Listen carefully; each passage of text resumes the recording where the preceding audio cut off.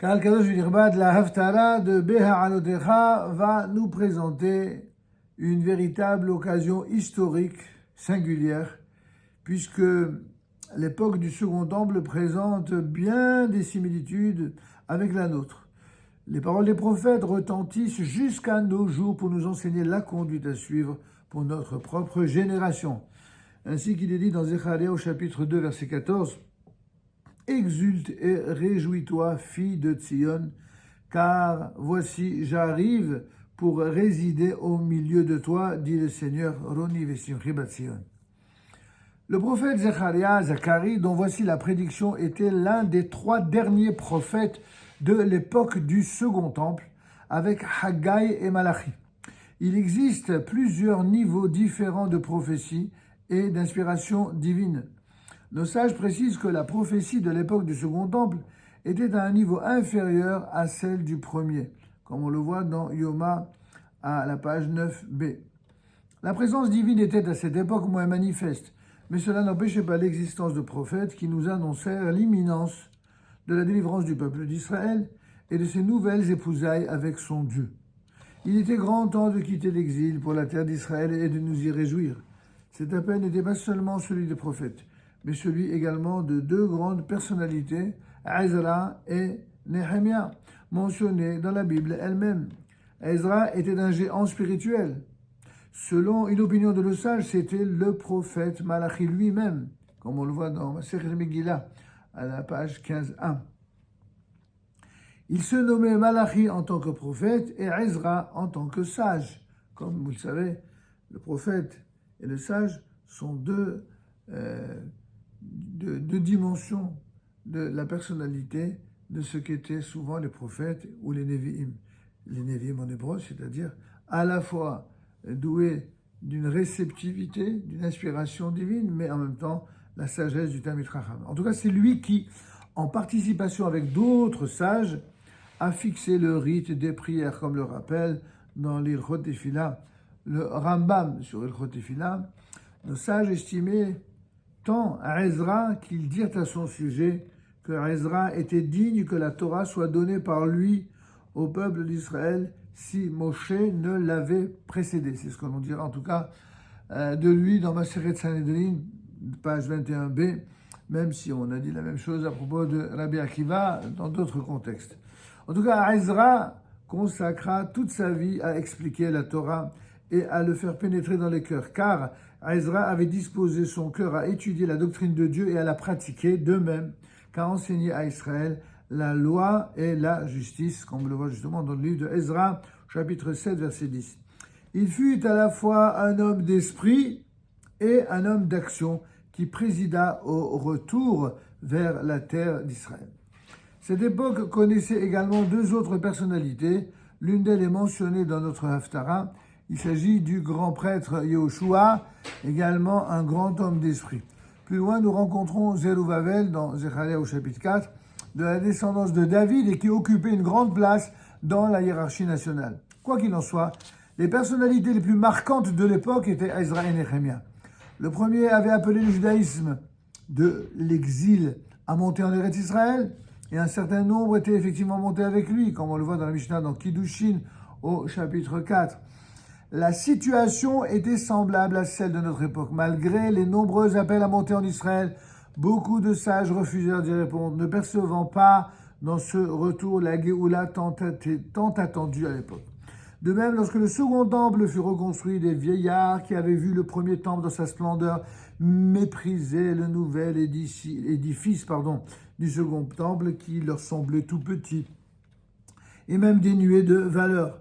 Mais beaucoup de prêtres, de lévites et de chefs de famille avancés en âge, lesquels avaient encore vu l'ancien temple lorsqu'ils furent témoins de la fondation de ce temple, pleurèrent hautement, tandis que d'autres faisaient retentir des cris de triomphe et de joie. C'est ce qu'on voit dans le livre de Ezra au chapitre 3, verset 12.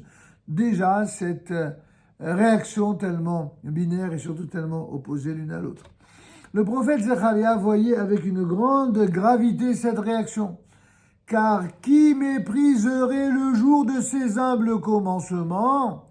Plutôt se réjouiront-ils de voir la pierre du niveau dans la main de Zerubbabel, la pierre du niveau, dans la main de Zerubbabel, Zecharia 4:10. À ce sujet, nos sages expliquent, mais qu'est-ce qui cause aux justes de perdre leur table, c'est-à-dire leur influence dans l'avenir?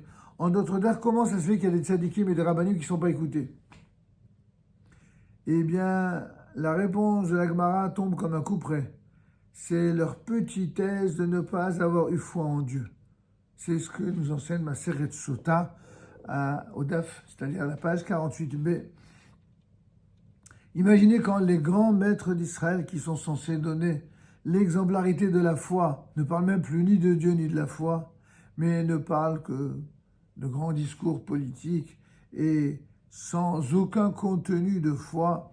Alors, Rashi explique qu'il s'agissait d'une petitesse de foi en ce que Dieu faisait pour nous.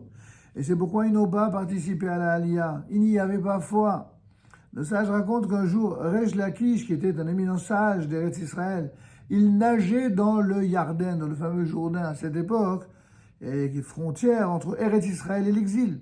Un sage de Babylonie s'approcha de lui en le saluant. Resh Lakish refusa de lui rendre son salut, mais lui dit « Je vous hais parce que vous n'avez pas répondu à l'appel de Ezra et vous n'êtes pas monté en Eretz Israël. » C'est ce qui est marqué dans Masechet Yoma à la page 9b. De nos jours également, beaucoup de sages et de gens pieux posent sur les grands événements actuels un regard étroit. Ils parlent toute la journée de Mashiach et du temple et des miracles, des choses fantastiques que Dieu fait, mais en même temps, s'ils avaient su entrevoir le doigt de Dieu à travers ce retour massif, ils seraient également tous montés, organisés ensemble et non point les uns contre les autres. Et notre situation spirituelle et matérielle en terre d'Israël en aurait été d'autant certainement améliorée. Et leur opposition archaïque à l'Aliyah est due à leur cécité spirituelle devant les grands événements de la Géoula. Baruch Hashem, depuis le jour où ces choses avaient été dites et écrites et enseignées dans d'innombrables communautés, yeshivot, et il y a quelques décennies, Baruch Hashem, de l'eau a coulé sous les ponts, des guerres malheureusement ont dû être imposées, mais le peuple d'Israël, dans toutes ses composantes, dans tous les milieux, y compris les plus orthodoxes, dont les origines étaient plutôt défavorables au sionisme, eh bien, on peut dire que, Baruch Hashem, il y a eu une teshuva massive. Il y a eu d'abord, exactement comme la Torah le prévoit, un retour vers la terre, puis un retour vers Dieu. Et c'est pourquoi ce chapitre s'adresse également à nous.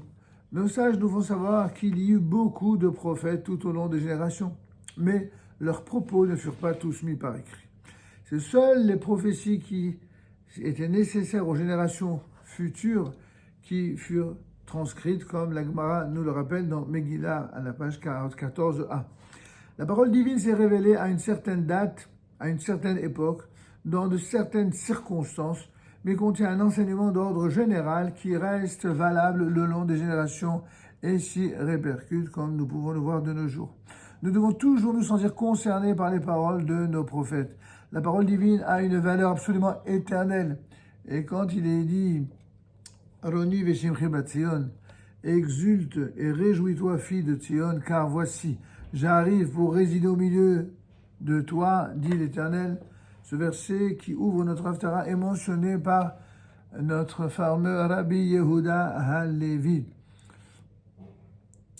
dans le fameux Kuzari. Lorsque son objecteur systématique, le roi des Khazars, reproche au peuple juif de ne pas monter en Eretz Israël, le sage lui répond « Tu me couvres de honte, roi des Khazars. » En effet, tout en reconnaissant la valeur d'Eretz Israël, seule une minorité de juifs, au nombre à l'époque de 40 000, d'après Nehemia au chapitre 7, verset 66, acceptèrent de renoncer à leur demeure et leurs occupations et quittèrent l'exil, comme on l'apprend dans le deuxième livre du Kuzari au deuxième livre, au chapitre 24. Les sages, les riches et une large majorité du peuple choisirent de rester sous un joug étranger. L'acceptation de leur devoir n'a été que partielle. Les promesses ne se sont réalisées qu'imparfaitement. Rabbi Yehuda Halevi commande à ce sujet dans le verset de Shir HaShirim au 5e chapitre, versets 2 à 4. Je dors, mais mon cœur est en éveil. La voix de mon bien-aimé m'appelle. Ouvre-moi, ma sœur, ma compagne. La bien-aimée ici, le peuple d'Israël répond. J'ai enlevé ma tunique, mais comment pourrais-je la remettre? C'est une allusion à sa paresse, à revenir. Je me suis lavé les pieds, comment pourrais-je les salir? Mon bien-aimé a fait passer sa main à travers la lucarne. Ce sont tous les prophètes qui les ont exhortés, et mes entrailles s'émeuvent en sa faveur. Si le peuple va à la rencontre de son pays avec un cœur intègre, alors il a toutes ses chances de connaître une délivrance qui sera semblable à celle d'Égypte. C'est la conclusion du Kuzari sur le même verset. Shabbat Shalom et voilà.